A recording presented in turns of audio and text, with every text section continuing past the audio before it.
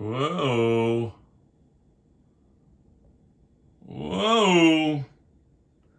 What kind of week are we going to have next week? I think it's going to be interesting. What do you say? We're going to get underway on these puppies really soon. We just blew out a old Roland JC 120H. Little single channel head. Very compact. Awesome. Awesome little beast.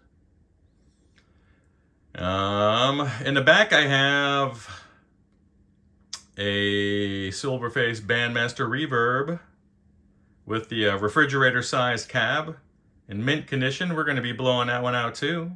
Look forward to seeing that one, huh? We have a, oh my gosh. We got a vintage TC Electronics 2290.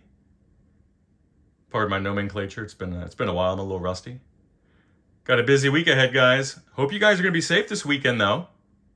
Enjoy yourselves. You know, don't be electrocuting yourselves or getting too frisky out there. Stay safe.